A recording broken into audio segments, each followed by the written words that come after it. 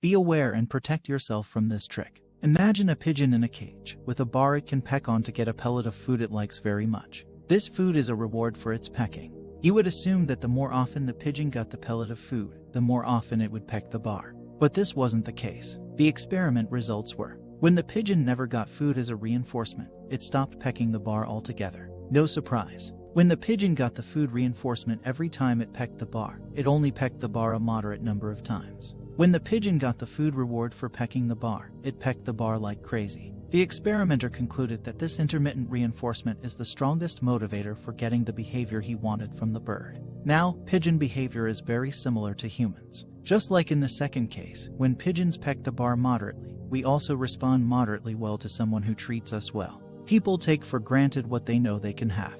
In the third case, the pigeon never knew if it could have pellets of food. And this reveals an interesting fact about human behavior. People want what they feel they could not have. This desire causes people to want products they can't afford, and pursue a woman or man they can't have. Gambling. The reason why people get addicted to gambling is that they never know if they're going to win.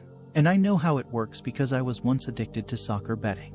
I place a bet almost every day, but luck isn't on my side. It's unclear if I will win. This isn't fun anymore. Now I'm just playing to recover the money I lost. Finally, I could win one time. The dopamine flows in my brain. Damn, it feels so good to be a winner. Should I quit and go home? Heck no. I might win more. Relationships. Intermittent reinforcement. It's often used to manipulate others. How does it work? It occurs when a manipulator gives someone positive reinforcement, attention, praise, affection, sex, or declarations of love, only on a random basis. When the reward is given, dopamine and other feel-good chemicals flow into their brain. Then when he or she becomes cold, it creates a climate of doubt, fear, and anxiety which pushes the victim to seek positive reinforcement. If you are a victim of this trick, you will sense the manipulator is withdrawing. He or she isn't giving you attention like they used to, and you become anxious if there's something wrong with you. When you ask them if there's something wrong, they'll deny it. Eventually, he or she will repeat the cycle once again. The manipulator does this on purpose to increase the power over you and make you desperate for their love, attention, or approval. Throughout history, we have seen psychopaths taking control of a country and spreading hatred and destruction.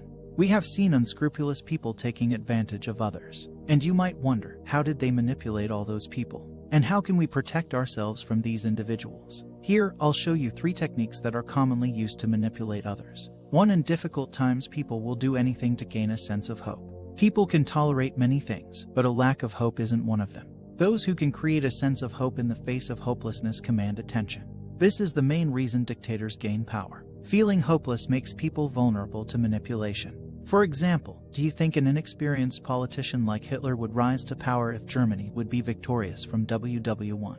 I don't think so. In the early 1930s, the economy of Germany was weak, and they hadn't forgotten the humiliation of WWI. His speeches attracted a wide following of Germans desperate for change. He promised a better life and a glorious Germany. 2 people need a scapegoat. A man is very frustrated with his life and doesn't know what to do, until one day he hears a story of how others have been sabotaging behind his back.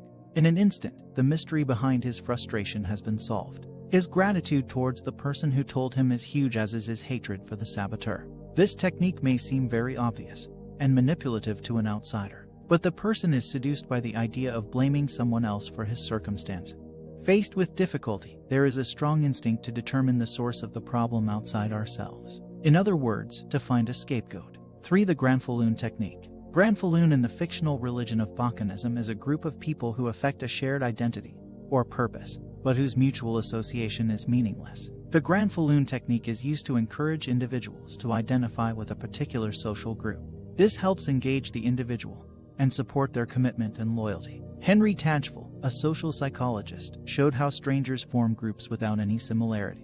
In one study, subjects watched a coin toss that was assigned to them by Group X and Group Y. Even though they had never interacted with each other and their actions were anonymous, they acted as if those who shared a meaningless label were their good friends. They rated them as more likely to have a pleasant personality and to have produced better output than out-group members. What makes Granfalloon work? Social groups are a source of self-esteem and pride. And as our self-esteem gets linked to the group, we have a strong motivation to defend our group and go to great lengths to adopt its symbols, rituals, and beliefs. The Granfalloon technique is powerful. Any good conman will use any information the target tells them against them.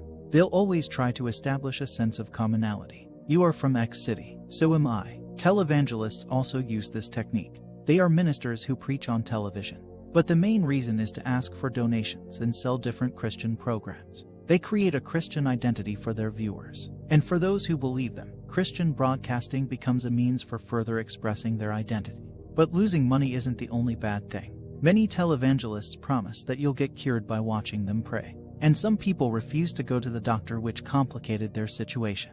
In addition, John Oliver showed in his show that opening a congregation is incredibly easy. The other group. Often Granfalloons consider other groups as inferior. A way to strengthen a group is by creating an enemy group.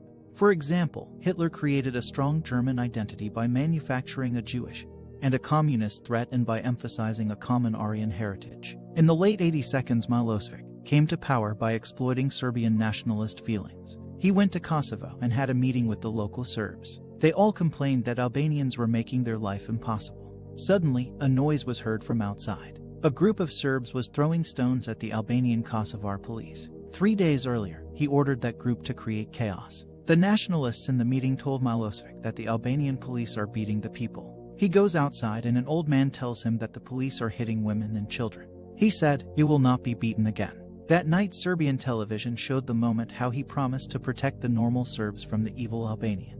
And that's how his myth was born. Eventually, his rise to power caused the death of 250,000 people. And it will take decades to calm the situation in Balkan. Do you think I'm exaggerating? Today, there is a disturbing number of people under the influence of his propaganda. They even deny the massacres in Bosnia and Kosovo. And the president and the PM of Serbia use this fact to gain popularity.